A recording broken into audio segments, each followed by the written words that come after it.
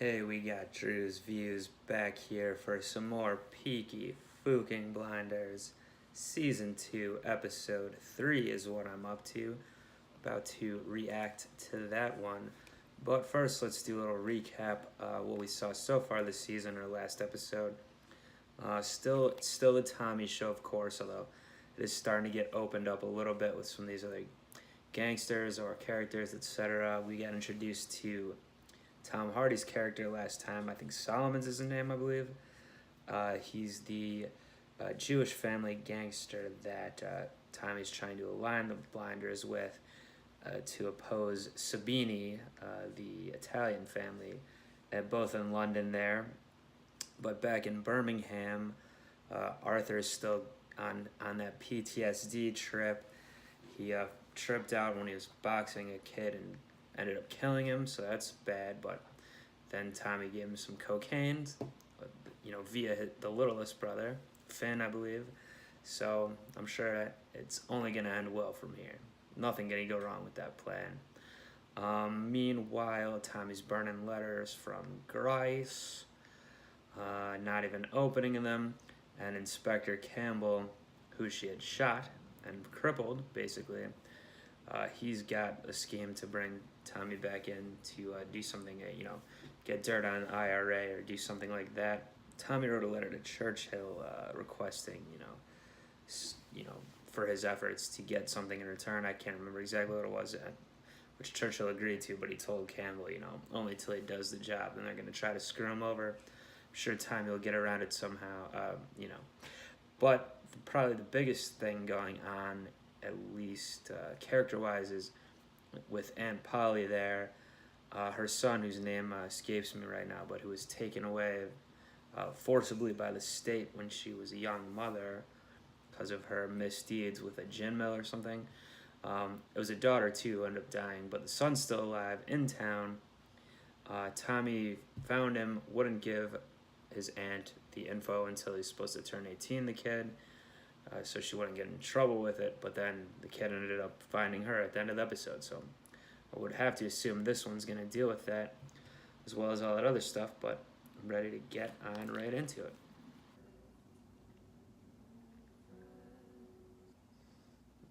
Some type of puppet show or something. Who's getting got right now? Is this one of the Peaky Blinders gang? By one of Sabini's men, maybe?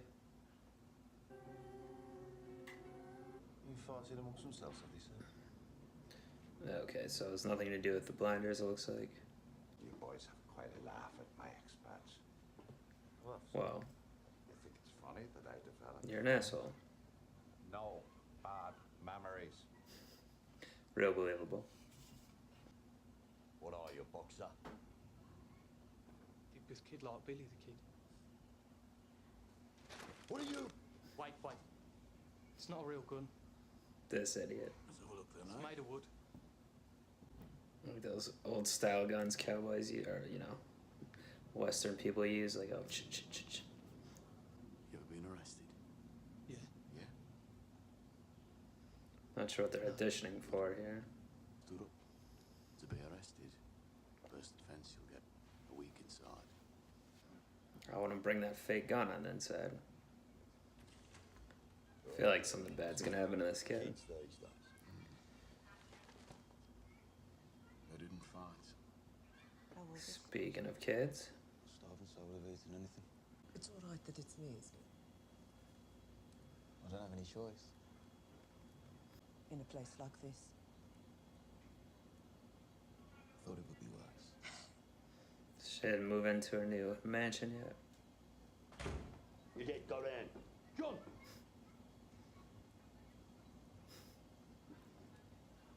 Bet the window so John could catch you. Yeah, I used to put you in a shoebox and kick you down Wall Street Lane. Well, no wonder he got taken away. You're gonna call your mother. You'll tell her you're getting the next train out. And when you get there, you're gonna write a letter to Polly saying when you're 18 you come back here and sort things out. I just told you. When you're new here, you don't realize that Tommy makes all the decisions for everyone. You know what we do? I'll call your mother you to the station. Just to see all those pretty white bricks spread over the pretty village green. Kids got that senioritis. Back in London, this is where Tom Hardy is, I believe. How many different versions of Red Right Hand does this show producers have? It's 2 different ones just this episode alone. Name? Billy Kitchen. Billy Kitchen. Occupation? Head baker. Don't touch any of the bread. It'll most likely explode. Any questions? Yes. I haven't even seen any bread. Not a question.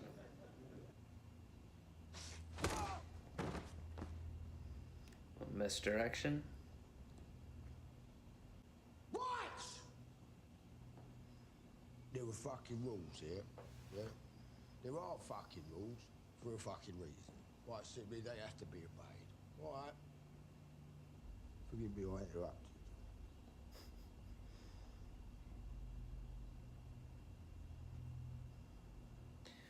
So I feel like Tommy didn't really like that.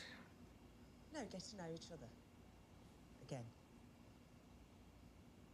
So how old was he when he was taken away? I think we'd like some tea.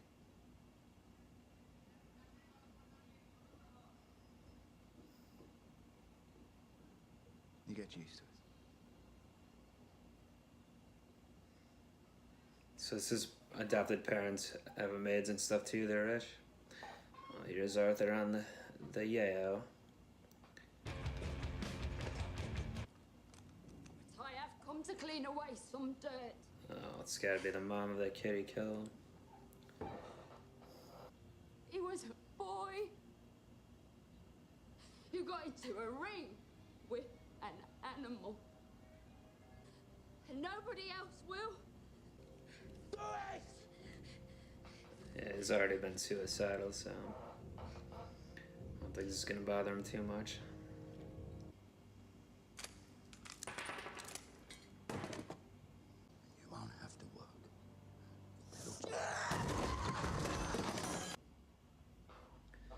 Oh, Grice cameo. Campbell. This is his new Beg pardon? lodgings. That doesn't matter. Wanted to show me that you know where I live, isn't that it? Am I supposed to be impressed? Tell me this, Mr. Campbell. Do the gentlemen sometimes find you funny? I would imagine. Just didn't want you to be made a fool of, that's all. The lodgings. Chosen for you by the police department. How shall I put this? Well, your landlady used to run the most famous whorehouse in Stetchford. Profession? Illegal bookmaker. You don't admit that. You say something like umbrella mender, and we decide you're lying, and then we arrest you. Umbrella mender. Dope scorpion thing in the ring there. From a guard at Winston Green Prison that one of their boogies has just been put inside. Kid called Harold Hancock's. We can make a point. Boy.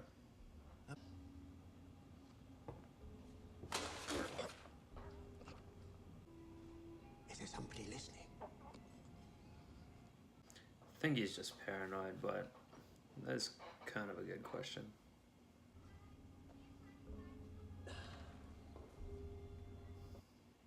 Well, Billy the kid's in trouble. He better find a real gun or something. Y'all wanted to see me? Aye. I heard about your services. I want to use them. So it's true. Stop. Not satisfaction. Or indeed infection. Pretty good turn of phrase there, Campbell. I'm not real! Not anymore, you're not. Still breaking a window, can we pinch a car? What? Everybody else is getting a bloody car. I'm still on a donkey. Alright, just get yourselves fucking arrested. You're just doesn't lucky you matter. get a line this episode, bro. What do we want with 1,000 guinea hogs? When we make our move on Sabini's racing pitches, any men we get into the betting enclosure will be lifted by Sabini's police. A good racehorse is a passport to the owner's enclosure. I thought I told you to lock that door. He did. I used the key on the nail. Be all right, Mum. He called her mom, so she's gonna let him. No. It's the right decision, Polly, but I feel like I'd killed 100 men and seen 1,000 die. If you want to scare that kid away forever, carry on how you're going. he's better off not staying around, though. I don't think we ever know what happened to his father. When he was sober, he was kind and gentle. His trouble was, he fell in with the wrong crowd when he was a boy. A lesson? I've already registered my interest with the auctioneer, so he knows to expect my bids. Is there gonna be a surprise with an unknown bidder, unexpected bidder? They know what they want. It's only you who needs to see every horse. No, this unknown broad is gonna swoop in and scotch their plans up. Morals of 850. Do I hear 9? Do I hear 9? Bill House with you from the Spring Fund, Cooker. So there are already over 1,000 guineas, if guineas are dollars, which I assume. 1,500. 1,000. Well over. That's it, Tom. You have to stop. You don't have it in your belt. Yes, I do. I'm having the horse. New love interest, possibly? I breed racehorses and train them. What is it you do? I rarely answer questions. That's what I do. Tommy! I will consider you. You still don't tell me what you do. Oh, I do bad things. But you already know that. Officers, all shot. Yeah, by us. All I'll say, she's good contacts in the race. Is that the guy she was with? Michael, you drive. Thomas Shelby. Oh no, this Sabini's good. He's about to kill another person, an adult this time at least. Is this guy a cop? I can't remember. It's that cop, or it's just one of his men. Oh, he's pulling the Mike Tyson on him. Who got shot? Alright, I forgot he was even there. Michael, give me the keys. I'm all right to drive. How'd it go? It was cold in the van, but it was super. Really. Can you smell your breath? Good, just sandwiches. Carlton Stud. Alright, so as I predicted, looks like probably a new love interest. Not necessarily yet, but I would imagine that's where that's gonna go. I gotta turn my little fan back on here. Hopefully it's not causing too much noise, but getting too hot in here with my Peaky hat. So yeah, that assassin was kind of an idiot. Even if he did kill Tommy, he would have been done for. Anyway, he's 1 against like 8 or whatever. Maybe a snipe job would have been better, and also announcing, hey, Tommy Shelby, like let him know, alert him. I mean, he's an idiot. I guess he's not dead, but either way, Sabini's gonna take care of him anyway. So he is dead for all intents and purposes. I would imagine. I don't think that was the police officer he was talking to on the last episode. I think it's just one of his guys or whatever, but I'm not positive about that. So something I've been meaning to mention, probably even should have brought this up at the end of the season 1 recap, but just something I've been continually noticing about the show in general. Not even the plot necessarily, but how the show's structured. It does seem like every episode is like pretty A to B, like scene to scene. Like they announce something, then it happens, and that's a little unusual to me. It's not the typical show structure I'm necessarily used to. A lot of different other hour-long shows that characters come in and out, or the plot lines are more mixed in and around. With this one, it does seem, I mean, there's sometimes in between stuff, but it does seem pretty one-to-one. Sabini's sitting in there saying this is gonna, go kill this kid, or that's brought up. Then the next scene, that's what happens. Then they make the plan to buy the horse, and then they're going to buy the horse. So I just kind of wanted to bring that up. It's a little interesting. Maybe this episode wasn't even the best example of it, but it's just something I've been noticing about the structure of the show that I haven't brought up before. But anyway, back to the plot and themes, whatnot.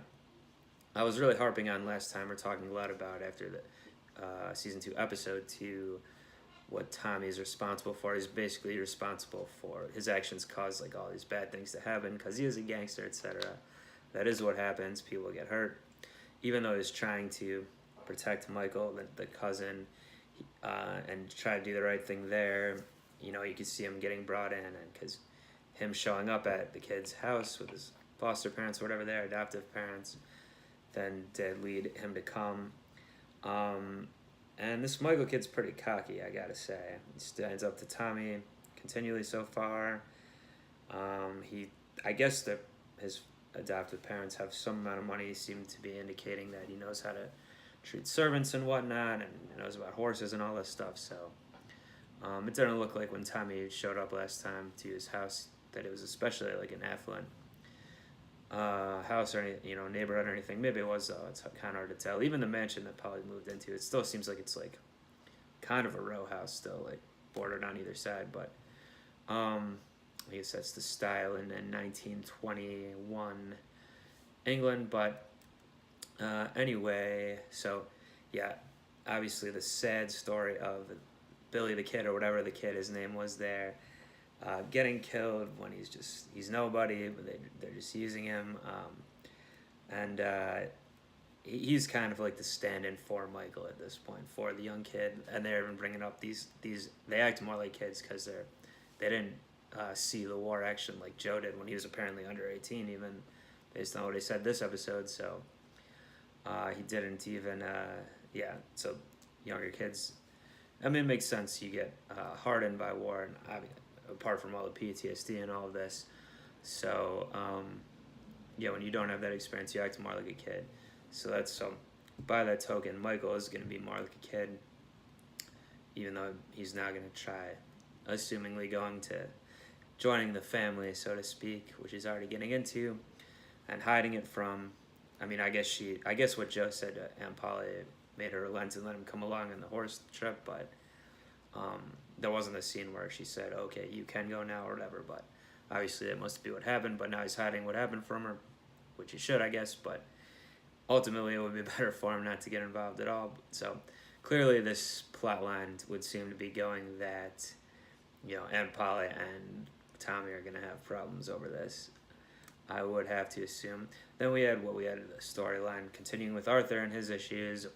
The mom came in. Obviously she didn't pull the trigger on him, but that just shows more and more of what happens here. Now he's getting away with it basically because of who he is and who his family is and their power and etc. But ultimately Arthur didn't kill that kid because of that.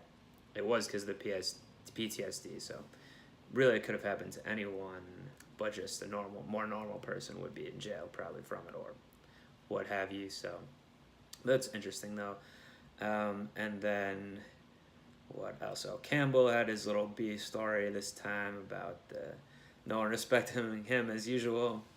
The policeman he's working with, setting him up with that prank, I guess, that sending him to a madam or whatever, or a whore, I guess, to be his housekeeper, or what do you call it, his landlord, whatever it is. So yeah, he's still being his prickly self. Interesting that Tommy told him about it, but obviously we know that they're still due for their ultimate confrontation. We didn't really get more about what Campbell's plan is though with the IRA and Tommy this time, so that'll be coming obviously down the line with Sabini here sooner than later. Probably something is going to boil over there. They have this horse scheme now. And yeah, we got a little bit with Tom Hardy's character, who it seemed like Tommy was a little surprised that he kind of flipped out like that. Basically, any of these crime boss guys they got short fuses and they go a little crazy. So you should expect that from anyone but himself, basically. So it seems like that's setting up that him and Solomon's, I think, is the name, are going to have some type of issue down the line as well, it would seem like. Yeah, and there's some other things, but that was the main gist of the episode for me there. Good stuff. Definitely a little bit of a slower episode, but I think we'll get things ramped up next time. We'll see. Push everything forward. Until then, this has been Drewz Viewz. I will be back for Peaky Blinders, Peaky Fucking Blinders, Season 3, Episode 4 next time on Drewz Viewz. And please subscribe if you like these. Feel free to leave a comment or whatever you like. And I'm out of here for now. Peace.